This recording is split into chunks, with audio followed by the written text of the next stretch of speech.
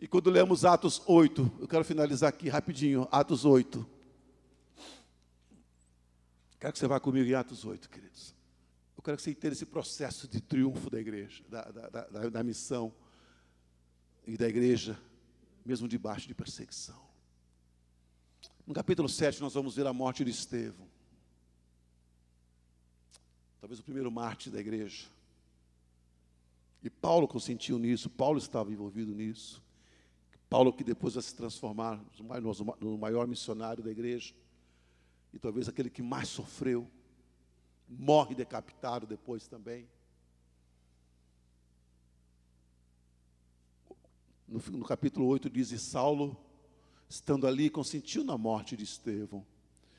E depois diz a continuação, naquela ocasião desencadeou-se grande perseguição contra a igreja de Jerusalém, e todos, exceto os apóstolos, foram dispersos pelas regiões da Judéia e Samaria, e alguns homens piedosos sepultaram Estevão, e fizeram por causa dele grande lamentação. Saulo, por sua vez, devastava a igreja, indo de casa em casa, arrastando homens e mulheres, e os lançavam na prisão, e os que haviam sido dispersos, pregavam a palavra por onde quer que fossem, e indo Felipe para Samaria, ali lhes anunciava Cristo. E quando a multidão ouviu Felipe e viu os sinais milagrosos que ele realizava, deu unânime atenção ao que ele dizia. Os espíritos imundos saíam de muitos dando gritos, e muitos paralíticos e mancos foram curados. Assim, houve grande alegria naquela cidade. Olha que coisa maravilhosa, amados.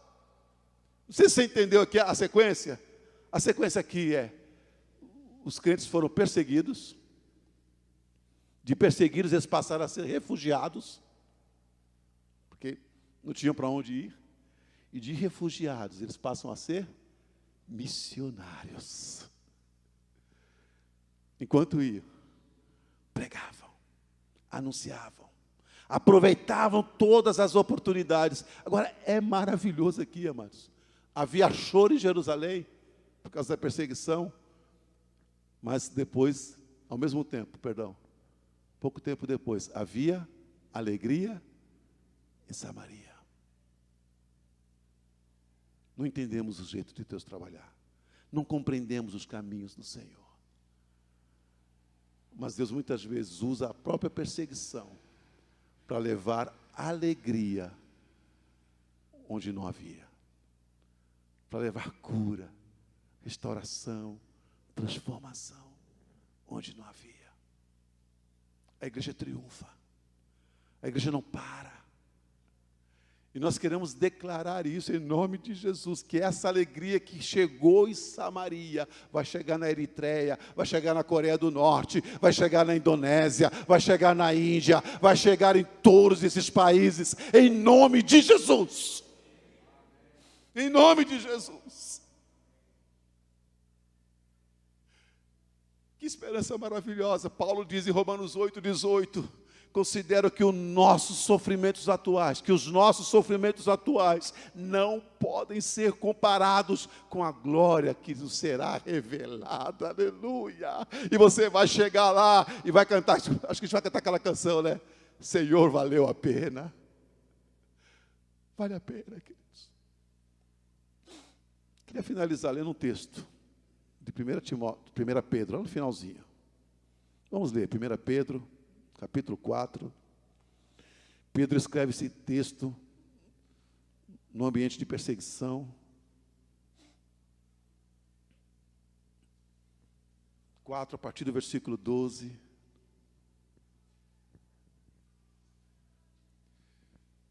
A igreja nasce, a igreja cresce, e a igreja triunfa debaixo de perseguição. E nessa noite eu quero que você saia daqui com essa convicção de que Deus está no meio da sua igreja, nos alentando a continuar. E que não são eles, somos todos nós que estamos perseguidos, sendo perseguidos. Porque quando Paulo estava perseguindo a igreja, antes de lermos aqui, quando Paulo estava perseguindo a igreja, lembra? Acabamos de ler aqui Atos 8, Paulo consentiu, e Paulo ia nas casas, e prendia todo mundo, e diz lá no capítulo 9, que quando Jesus, ele estava indo atrás dos crentes em Damasco, e aí Jesus se revela a eles, o que Jesus fala para Paulo? Quando Jesus aparece para Paulo: porque você me persegue. Mas Paulo não estava perseguindo Jesus, Paulo estava perseguindo os crentes. Mas Jesus diz: não, você está me perseguindo. Que coisa maravilhosa é isso. Jesus se identifica com a nossa dor, Jesus se identifica com a nossa perseguição, com o nosso sofrimento. Jesus diz: olha, quando tocam em vocês, tocam em mim. E nós, da mesma maneira, quando tocam neles lá, nós temos que dizer: está tocando em nós aqui. E Pedro vai dizer isso, olha aqui.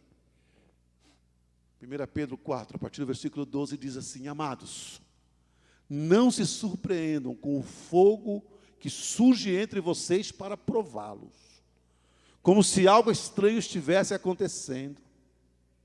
Mas alegre-se à medida que participam dos sofrimentos de Cristo, para que também, quando a sua glória for revelada, vocês exultem com grande alegria, aleluia.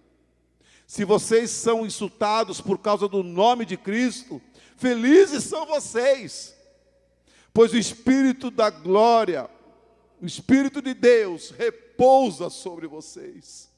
Se algum de vocês sofre, que não seja como assassino, ladrão, criminoso, ou como quem se intromete em negócios alheios.